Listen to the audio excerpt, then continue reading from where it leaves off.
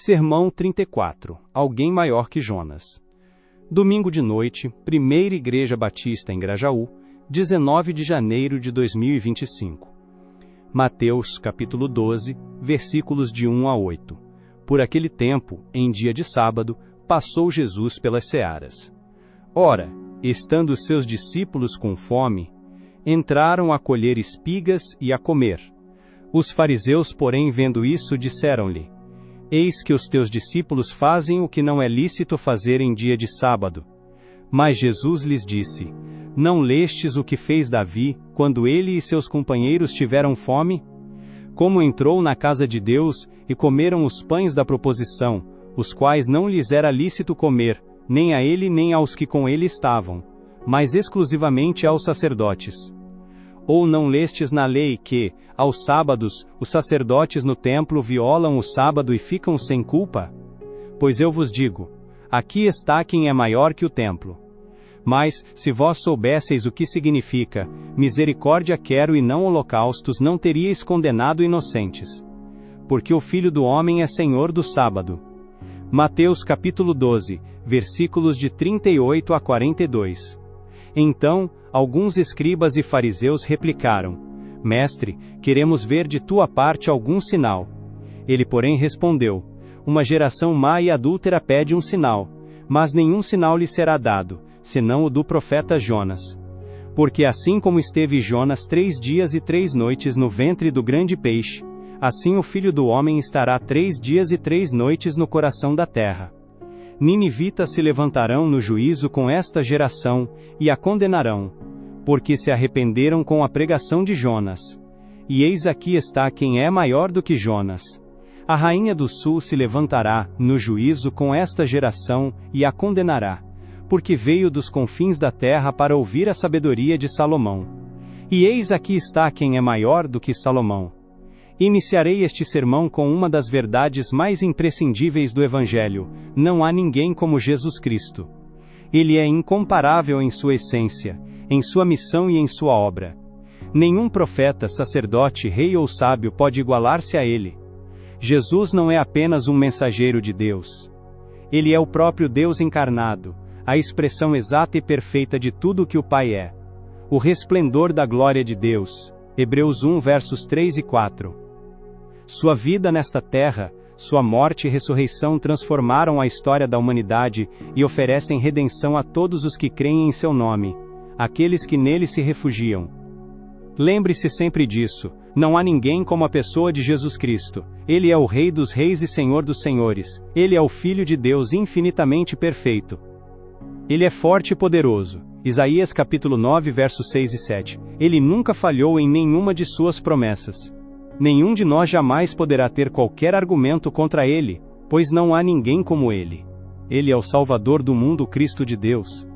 Me permita fazer-lhe uma pergunta: o que você pensa sobre Jesus? Esta pergunta é importante, pois ela é a base do juízo de Deus sobre os homens. Jesus Cristo criou você, e ele tem total direito sobre sua vida. Não importa quantas vezes digamos, meu corpo, minhas regras, isso não muda o fato de que o nosso corpo pertence a Deus e de que estamos debaixo das regras dele. E ele não somente é dono de nossas vidas, como também é Senhor. Ele é o Senhor dos senhores. Talvez alguns digam: mas não vejo seu trono. Saibam disso, como está escrito em Atos 17, verso 31. Pois Deus estabeleceu um dia em que há de julgar o mundo com justiça, por meio do homem que designou. E deu provas disso a todos, ressuscitando-o dentre os mortos. Deus determinou um dia em que ele julgará todos os homens através daquele que foi crucificado, seu Filho, Jesus Cristo. E ele terá total direito sobre eles, pois os criou. Antes de darmos continuidade, há algo ainda que você precisa saber sobre a pessoa de Deus, o Pai. Seu Filho significa tudo para ele. Uma verdade fundamental sobre Deus, o Pai, é a centralidade de seu Filho em seu coração. A essência da relação divina reside no profundo amor do Pai por seu Filho. Tudo o que o Pai já fez, ele fez para seu Filho. Ele criou o mundo e se revela ao mundo através de seu Filho. Ele redime o mundo e julgará o mundo através de seu Filho. Jesus Cristo é tudo em todos os pensamentos de Deus. E Jesus Cristo deve ser tudo no pensamento de cada pessoa que encontra sua morada no céu. Hebreus capítulo 1 versos 1 e 2. Havendo Deus antigamente falado muitas vezes, e de muitas maneiras, aos pais pelos profetas, nestes últimos dias nos falou pelo Filho, a quem constituiu herdeiro de todas as coisas, por quem fez também os mundos. Quando Jesus voltar, ele estenderá sua mão sobre todo o universo e dirá: meu, meu, meu. Como disse Abraham Kuyper, não há 1 centímetro quadrado em todo o domínio de nossa existência sobre o qual Cristo, que é soberano sobre tudo, não possa clamar: é meu. E quando, assentado em seu trono, à vista de todos, se cumprirá o que foi profetizado em Romanos 14, verso 11, e Filipenses 2, versos 10 e 11. Todo joelho se dobrará, e toda língua confessará, que Jesus Cristo é o Senhor, para a glória de Deus Pai. O texto que trabalharemos com mais atenção nesta noite é Mateus capítulo 12, versos 38 a 41. Mas precisamos estudar um pouco sobre seu entorno, no qual Jesus professa ser tanto maior que o templo, verso 6, aqui está quem é maior do que o templo, como maior que Salomão, verso 42, e eis que aqui está quem é maior do que Salomão. Essas afirmações são profundas e revelam verdades extraordinárias sobre Jesus Cristo. Partiremos com o templo. É necessário lembrarmos que o templo em Jerusalém era o centro da adoração judaica, o lugar onde Deus habitava entre o seu povo e onde eram feitos os sacrifícios pelos pecados. Em outra ocasião, em João capítulo 2 versos 19 a 22, Jesus já havia dito algo em relação ao templo falando de si mesmo. Ele disse: derribai este templo, e em 3 dias o levantarei. Disseram, pois, os judeus: em 46 anos foi edificado este templo, e tu o levantarás em 3 dias. Mas ele falava do templo do seu corpo. Quando, pois, ressuscitou dentre os mortos, os seus discípulos lembraram-se de que lhes dissera isto. E creram na Escritura, e na palavra que Jesus tinha dito. Em primeiro lugar, Jesus é identificado como o novo e verdadeiro templo de Deus entre os homens. Jesus afirmou ser maior que o templo porque ele é o verdadeiro lugar onde Deus habita plenamente. Nele habita corporalmente toda a plenitude da divindade. Colossenses 2 verso 9. Portanto, quando estamos em Cristo, estamos em Deus, pois ambos são um. Em segundo lugar, no templo sacrifícios eram oferecidos continuamente, mas em Jesus o sacrifício foi único e definitivo. Ele entregou sua vida na cruz para reconciliar os pecadores com Deus, Hebreus 10, verso 12. Continuemos então com Salomão. Salomão foi o rei mais sábio e próspero em riquezas de Israel. Ele era conhecido por sua sabedoria dada por Deus, e pelas grandes obras que realizou, incluindo a construção do Templo de Jerusalém. Pessoas viajavam longas distâncias para contemplar a sabedoria de Salomão. No texto que lemos no princípio vemos Jesus afirmando que a rainha do sul veio dos confins da terra para ouvir a sabedoria daquele homem. Então Jesus afirma sobre si mesmo: eis que aqui está, quem é maior do que Salomão. Enquanto Salomão recebeu sabedoria de Deus, Jesus é a própria sabedoria divina encarnada, conforme 1 Coríntios 1 verso 24, Cristo, poder de Deus e sabedoria de Deus. Salomão acumulou riquezas terrenas, mas Jesus oferece riquezas espirituais incomparáveis, como a salvação, a vida eterna e o dom do Espírito Santo. Salomão governou um reino terreno limitado, mas o reino de Jesus é eterno e abrange todas as nações, conforme Apocalipse 11 verso 15. Jesus é o Filho do homem profetizado por Daniel, a quem todos os povos, nações e línguas serviriam, e que receberia do Deus Todo-Poderoso domínio eterno que não passaria, e um reino que jamais seria destruído, conforme Daniel 7, versos 13 e 14. Jesus é maior que o templo porque ele é o próprio Deus habitando entre nós, e é maior que Salomão porque sua sabedoria, riqueza e reino são eternos. Reconhecer essas verdades deve nos levar à adoração e obediência. Ele não é apenas um profeta, rei ou mestre, mas o próprio Deus oferecendo a plenitude da vida e da comunhão com ele mesmo por meio da reconciliação. E então chegamos ao trecho principal da mensagem desta noite. Jesus, em Mateus 12, versos 38 a 41, afirma ser maior do que Jonas. Ele disse: eis que aqui está quem é maior do que Jonas. O que isso significa para nós? Qual o sentido destas palavras? Essa declaração foi feita em resposta à incredulidade dos fariseus, que exigiam mais sinais, mesmo após terem visto tantos, mesmo diante da presença do próprio Messias. Nós precisamos lembrar que Jonas foi um profeta enviado por Deus a Nínive, mas Jesus é incomparavelmente maior. Há incontáveis formas das quais eu poderia listar aqui, das quais Jesus supera assombrosamente Jonas. Hoje, exploraremos apenas 5 delas. 5 formas de Jesus ser maior que Jonas e as verdades espirituais por trás disso. Primeiro, Jesus tem uma mensagem superior. Jonas pregou uma mensagem simples: ainda 40 dias, e Nínive será subvertida. Jonas capítulo 3, verso 4. A mensagem de Jonas era limitada ao juízo iminente e ao arrependimento temporal. Jesus, porém, trouxe uma mensagem de salvação eterna, não apenas de livramento do juízo e ira terrenos, mas da condenação eterna. Ele anunciou o reino de Deus e ofereceu vida abundante a todos aqueles que nele se refugiassem. João 10, verso 10 e Salmo 2, verso 12. Segundo, Jesus obedeceu perfeitamente à vontade do Pai. Jonas desobedeceu a Deus fugindo para Tarsis quando foi chamado para ir a Nínive. Somente após ser disciplinado por Deus ele cumpriu sua missão. Jesus, em contraste, obedeceu perfeitamente ao Pai. Ele declarou: "A minha comida é fazer a vontade daquele que me enviou." João 4, verso 34. Mesmo diante de todo o sofrimento e da cruz, Jesus não hesitou em cumprir a missão dada por Deus, dizendo: "Não se faça a minha vontade, mas a tua." Lucas 22, verso 42. Terceiro, Jesus morreu e ressuscitou para dar vida eterna. Jonas esteve no ventre do grande peixe por 3 dias e 3 noites, uma figura histórico-literal que aponta para a morte e ressurreição de Cristo, conforme Mateus 12, verso 40.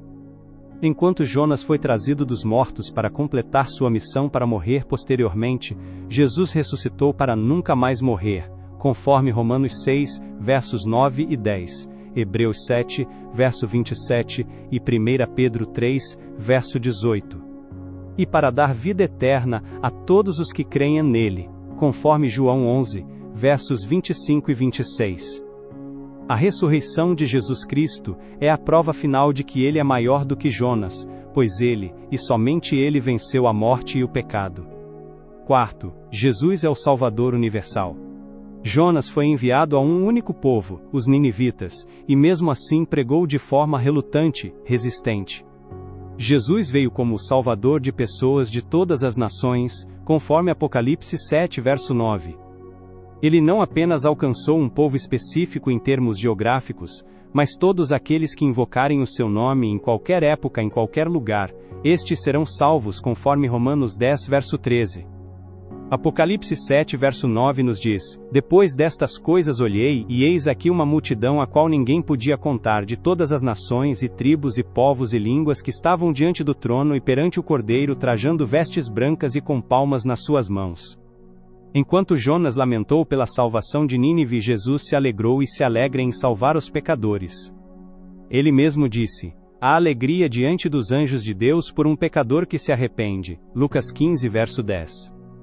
Jesus nos chama a sermos instrumentos para anunciar essa salvação universal.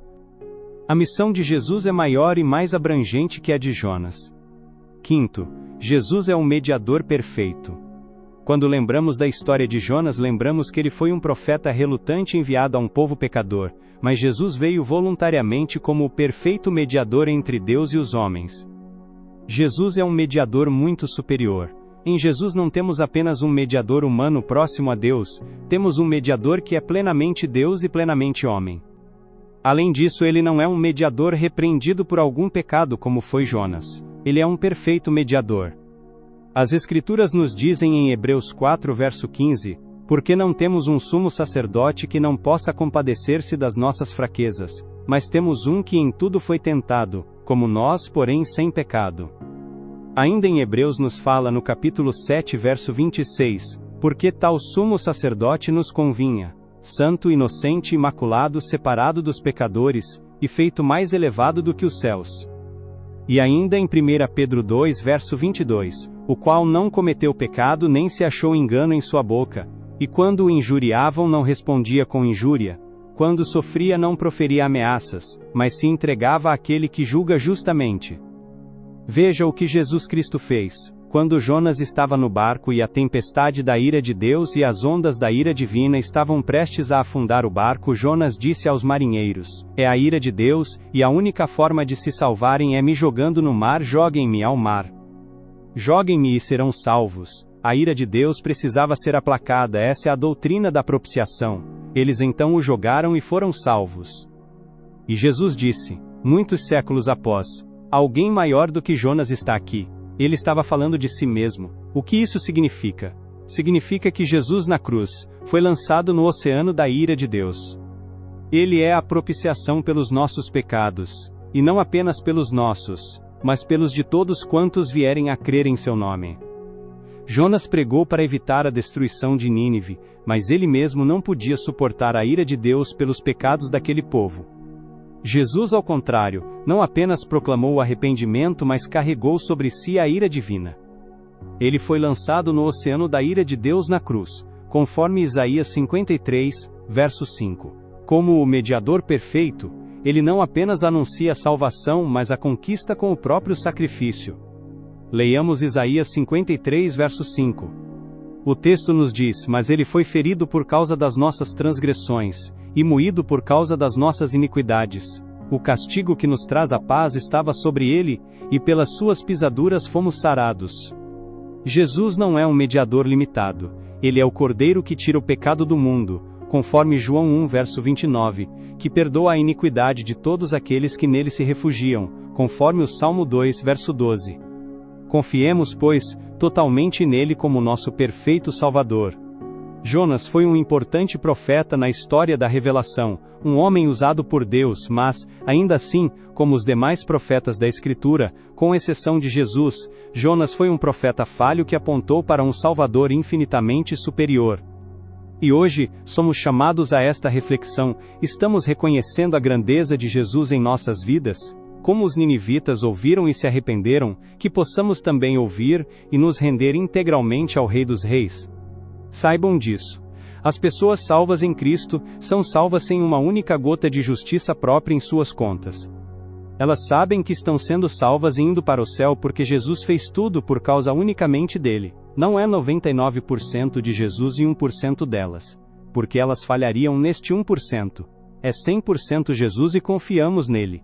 Ele fez tudo. Há apenas um herói nesta história: o Senhor Jesus Cristo, o Filho de Deus, que se tornou homem, que viveu a vida perfeita que jamais poderíamos viver. Ele veio, obedeceu a Deus perfeitamente e depois foi para aquela cruz. E naquela cruz, ele carregou os pecados de seu povo, conforme Mateus 1, verso 21, e toda a ira santa de Deus que seu povo merecia. Todo o inferno que deveria cair sobre mim e você por toda a eternidade caiu sobre ele até que ele gritou: está consumado, pago na íntegra. Tudo o que eu e você deveríamos pagar no inferno Jesus pagou na cruz. A justiça de Deus será plenamente satisfeita na vida de todos os homens, seja na cruz ou no inferno. Nos lancemos e confiemos, portanto, com todo o nosso ser, nesse grande Salvador, nesse perfeito mediador. 1 Timóteo 2, versos 5 e 6. Pois há um só Deus e um só mediador entre Deus e os homens, o homem Cristo Jesus, o qual se entregou a si mesmo como resgate por todos. Esse foi o testemunho dado em seu próprio tempo.